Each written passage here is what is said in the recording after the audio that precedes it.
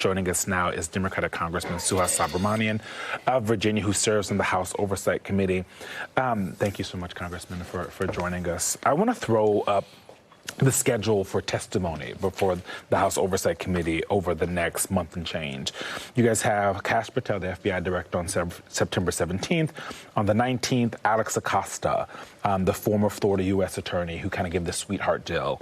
Eric Holder on September 30th. October 7th, James Comey. Hillary Clinton, October 9th. Pam Bondi also that same day. And October 14th, Bill Clinton.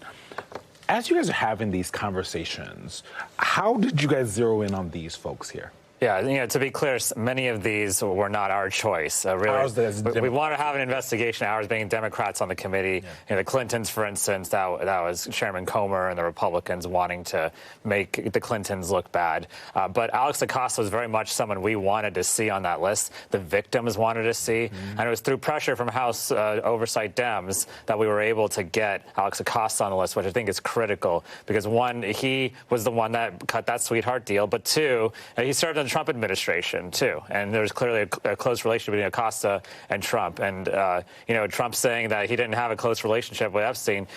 Trump said they were friends. Epstein said they were close friends. There's one of the closest friends hanging out for 10 years. Yeah, there's pictures, there's videos. And so, Maxwell admitted that she knew them. And so I just think that, there's a lot that the president's hiding right now. And I want to know it all.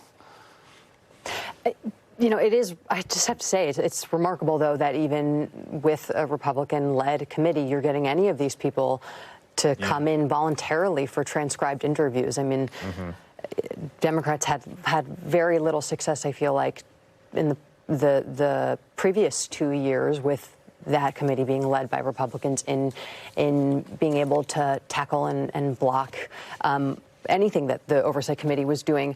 But I want to pivot a little bit to this discharge petition. It looks like Ro Khanna and Thomas Massie are expected to hit their goal of 218 with that September 23rd election that Eugene mentioned.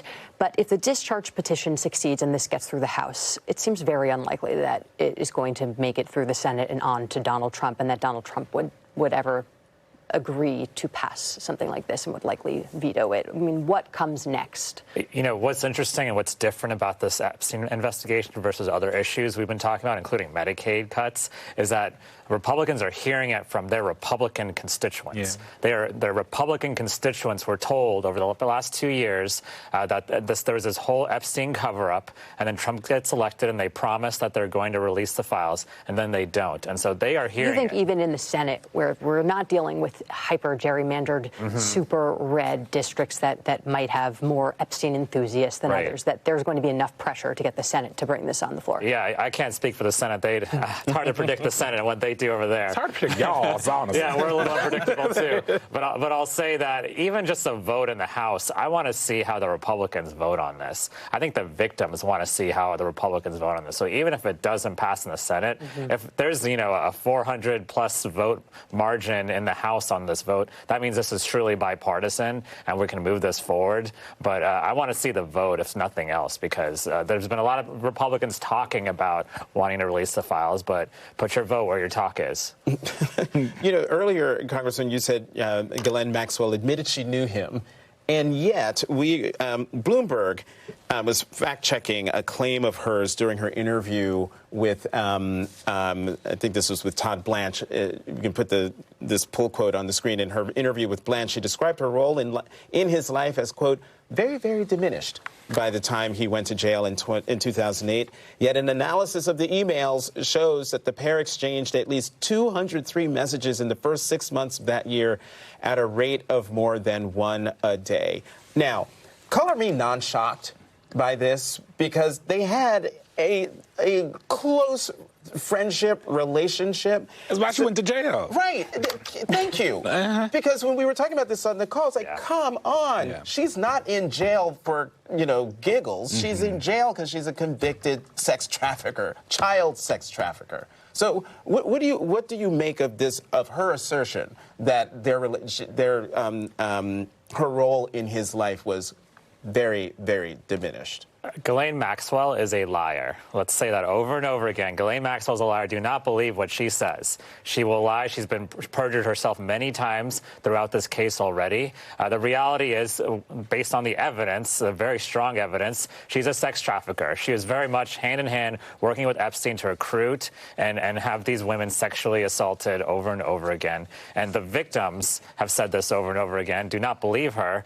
And the thing that, when we talked to the victims, one of the things that they were angriest about is that she got transferred after talking to the Trump administration to a more minimum security prison. They want her in maximum security prison. They do not want her to have a pardon. They do not want her to skate away scot-free from this case. They will be livid, or already livid, about the treatment of Ghislaine Maxwell and how she's getting this great treatment from the Trump administration. So I think they're hanging a pardon over her head, the Trump administration is, and I think that she's saying whatever they want to get that pardon. And the victims, this is the last thing the victims want, because they know she was very much instrumental to this whole sex trafficking scheme. We've had them on this show, and they've talked about the recruiting that she did. Congressman, before we let you go, does it feel to you that the Oversight Committee is kind of playing as a team at this point? That's usually not the case. However, as we're moving forward, and there is, like you said, this kind of upswell, both on the right and the left, people want a thorough investigation of Epstein. There's a lot of folks in Congress that are on the right that want to release all the documents or have. Does it feel like Comer and Garcia and all of you are able to actually play on the same team here? I think team is a strong word. I feel like the Oversight Dems are dragging the Republicans with us. Y'all tricked them a couple times with some votes. No, I feel like our ranking member Garcia and many others, Presley and many others, have been forcing. And again, because the Republicans on the committee are hearing from home that the Republicans in their districts want more answers, they're sort of slowly coming along with us. They're saying all the right things. The speaker's saying all the right things, but they're not doing the right things yet. Congressman Subramanyam, as always, thank you very much for coming to the weekend. Thank you.